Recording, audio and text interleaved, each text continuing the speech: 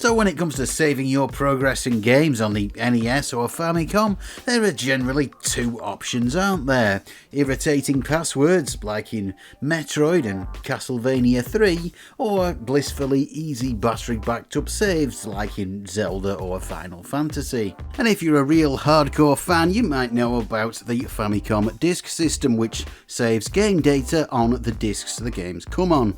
But there is one other more obscure option that comes in the form of audio cassette, although only one game ever used it for saving progress. That's what I'm going to take a look at in this video, but before I do, a quick word from today's sponsor, PCBWay. Yes, the one and the only, your one-stop shop for PCB manufacture, 3D printing, CNC machining, injection moulding, assembly and all kinds of services. If you're a fan of classic gaming, you'll know that messing around with the original hardware is tons of fun, and PCBWay has your back here with a whole load of ready-to-go retro projects shared on its website. Like this TZX Duino digital tape emulator for systems like the ZX Spectrum, very handy for all your classic loading needs. And you'll be surprised just how easy it is to get going with custom PCBs. Prices start from $5, and with a $5 coupon for all new users, you might find your first project costs you next to nothing. So thank you PCBWay, and hit the link in the description if you'd like to know more. Every sort of PCB imaginable could be yours for a very reasonable price. So back on topic, this is Castle Excellent, a game originally released by ASCII Corporation in Japan in 1986 and re-released in the West in 1989 as Castle Quest. It's a curious little game with a strong 8-bit home computer vibe, which is not surprising as that's where it started life. First appearing on Japanese home computers like the MSX and Sharp X1, you can definitely tell it's just that sort of game. In fact, I'm surprised that it's Japanese even. It really feels like something you'd see on the C64 or ZX Spectrum. And in fact, an unrelated game by the name Castle Quest did appear on both of those systems, but that's by the by. So this is a fairly complex game, and the fact that it has the ability to save is a nice bonus. Yeah, if you know the route, this can be speed run in less than 15 minutes, but getting to that point can take a while, and it's easy to put yourself in unwinnable situations.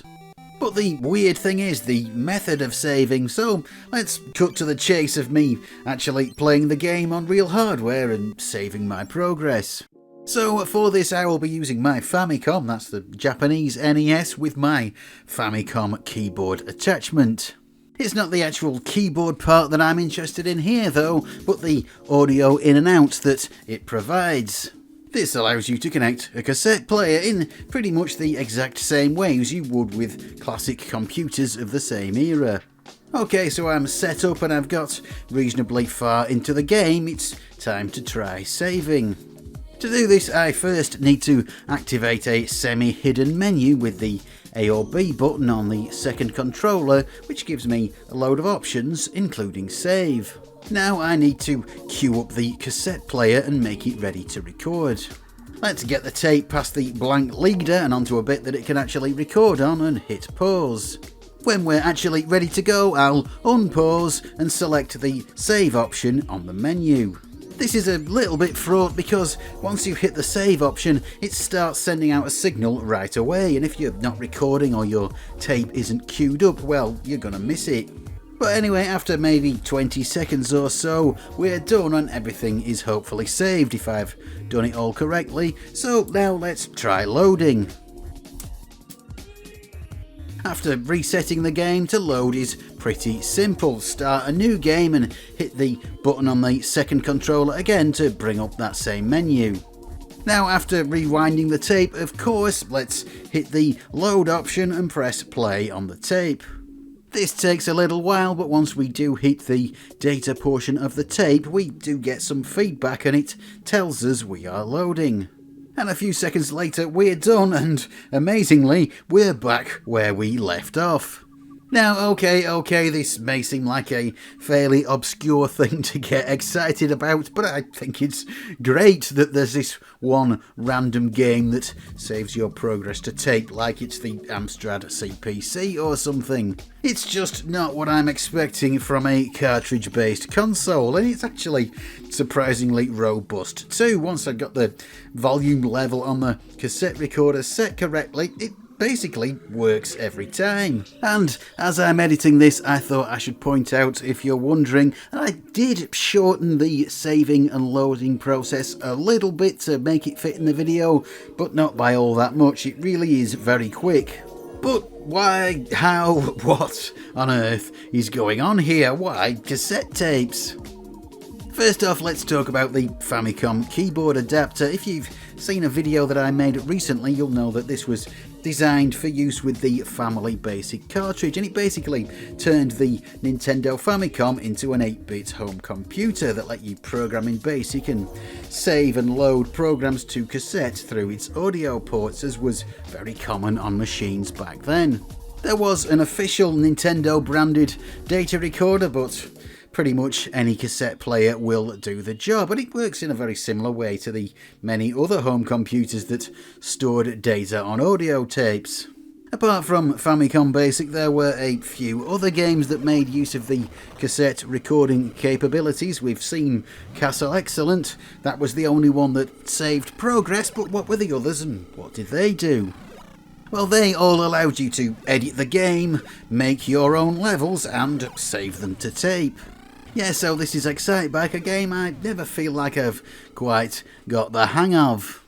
Let's have a look at the level editor, shall we? Yes, it's actually fairly intuitive given the limitations of the system. Hit the A button to scroll through the level and select the obstacle you want to place with the D-pad from the slightly cryptic alphabetical list. I have no idea what makes a good Excitebike level, so I'm just going to place things at random and hope for the best. Yeah, that looks like it will do. So let's try saving, and it's pretty much the same drill as Castle Excellent. It doesn't take long, and hopefully we're now saved.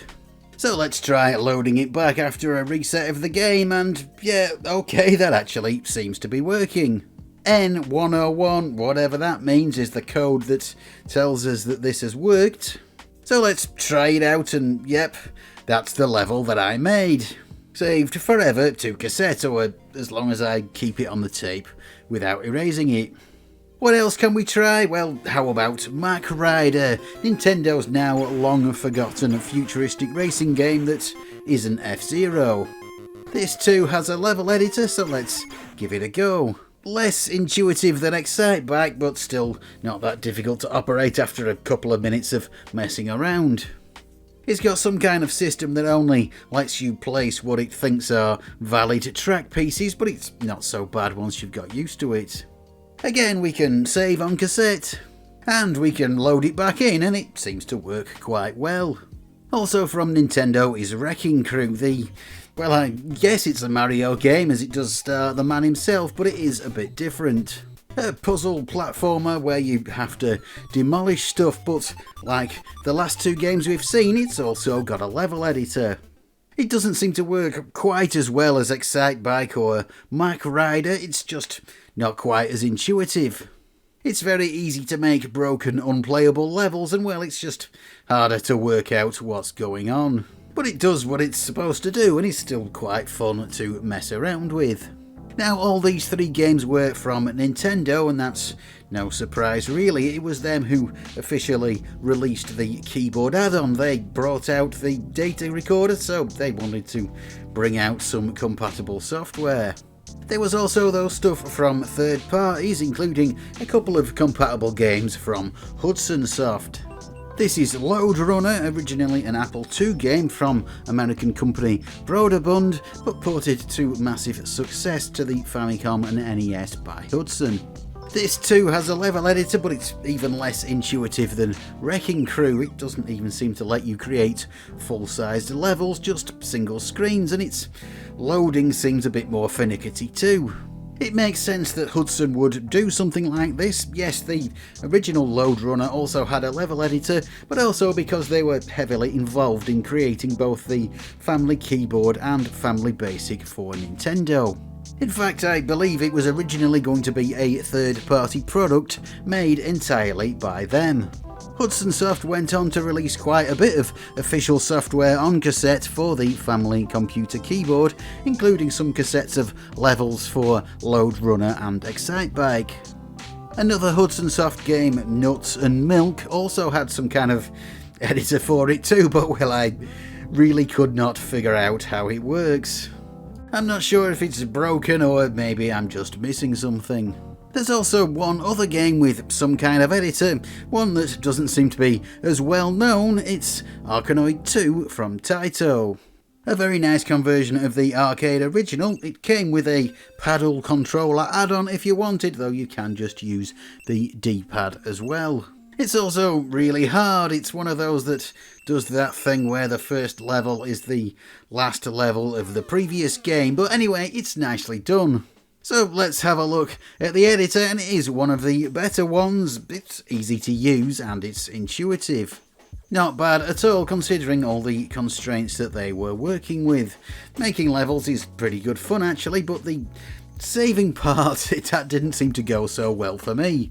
For some reason the levels I saved just wouldn't load properly, and I'd always end up with a mangled version of that last level with the huge head in it. Presumably there's no sort of error detection going on and no sort of sanity check for the data. It's getting lost somehow and it's just trying to run a gibberish level. I did try running this in an emulator to see if it's actually bugged and inoperable or if it's just very fussy. This is the Nintaco emulator, which does support virtual tape saving, and it did work just fine here, so it's not completely hopeless, just fussy. It's strange because everything else I tried worked really well. Castle Excellent seems amazingly reliable, and all the other stuff only had fairly sporadic errors at worst. I don't really know what's going on, but I will say the Famicom keyboard sound input and output is just that, a physical interface and nothing else. There's no firmware controlling the loading or saving, it's all done in software by the games themselves, and they need to implement their own methods. Whatever way Arkanoid does it, it must not work so well. Castle Excellent though uses a modified version of the Kansas City Standard, a tape loading scheme from way back in the early years of home computing, which was known for being quite reliable if slow, but well, it doesn't really matter that much when you're dealing with such little data. Anyway, Arkanoid was the last game released to make use of cassette data as far as I know, coming out in 1987 when everyone else had seemingly abandoned the idea. I do wonder why they bothered including this. I mean, it wasn't really what you'd expect in a game like this, but well, it's still a nice feature if you can get it to work. What about Castle Excellent though? How did that end up with the unique ability to save your progress on tape? Well, that I can speculate on. You see, it wasn't just the Family Keyboard that allowed you to connect a cassette player to your Famicom, but also the Turbo File add-on from ASCII Corporation, the same company who published Castle Excellent. The Turbo File had not only a cassette interface, but also battery-backed up RAM for saving games, like what was built into cartridges, but in a separate device. Quite a few games supported this feature, and it seems to have been successful enough for a couple of versions of this device to appear, and there was even a Super NES version too. Interestingly, Castle Excellent also apparently supports battery saving too with this device, though I haven't been able to confirm it with my own eyes. Maybe this game was a test bed for both methods of saving, a way for ASCII Corporation to try out the different methods and see what worked. Unfortunately, the Western NES release of this game has cassette saving disabled, and probably the battery saving too for that matter. Instead, it gave the player a very generous 50 lives instead, which is a weird way of doing things, but okay. Surely though it wouldn't matter anyway, because there's no way of connecting a cassette recorder to a Western NES, right? Well, actually there is, with a bit of ingenuity and the right adapter. The NES and the Japanese Famicom really are totally identical in terms of internal hardware, so this will work if you can connect it up. Excitebike, Wrecking Crew and Mach Rider all still have the editor saving facility left in the game. Nintendo didn't change them at all for international releases, so with that adapter you can edit levels and save with these games on the NES. Nintendo were at one point apparently considering making some kind of official cassette interface for the Western NES, but obviously that never happened. Of course, the Famicom Disk system came along not long after Nintendo's tape experiments, and that seemed to have been their solution to saving problems for a while. Of course, the disk system wasn't a huge success itself, and it never got released over here. Games that were ported from the disk system to cartridges either had passwords or battery saves implemented, or just had the ability to save totally stripped out, like Castlevania. Yes, you could save your game to the disk in the original version. 3 of the games that featured level editors in the cartridge version that we've seen also had that same feature on their Famicom Disk versions. Wrecking Crew seems to be just a straight port of the cart version with the ability to save to disk added, but Versus Excitebike and Super Lode Runner are both new versions of their respective games with all new editors. Shame there was never a Super Mario Bros. Editor, right? Well, actually there might have been an unofficial bootleg one for the Famicom Disk system, but, well, that's turning out to be a bit of a tough nut to crack. If I ever find out what is going on with that, I will make a video about it. Anyway, I think I'm getting close to having said all I need to say about this subject. These level editors are a lot of fun. I know as a kid I used to love messing around with similar stuff, and well, I still do now, obviously. And I'm sure the Japanese kids who got to use the stuff we've seen today felt just the same way. Fun as these are, I can see why Nintendo would shy away from using cassette as a medium for, well, doing anything really though, particularly saving games. As I've found out, it can be pretty reliable when you've got things set up right, but even then it's far from foolproof. If you have a suitable interface and a suitable cassette recorder and you've supplied your own tape, it's still a bit of a hassle to get it working. And it doesn't take all that much for it to go completely wrong and you've lost your save. Let's call this one done, shall we? Thank you, as always, to my very wonderful patrons. I really do appreciate your help. Thank you very much. You can, of course, join them if you would like. There's a link below, so I'll say thanks for watching, thanks for getting this far, and I'll see you next time, folks.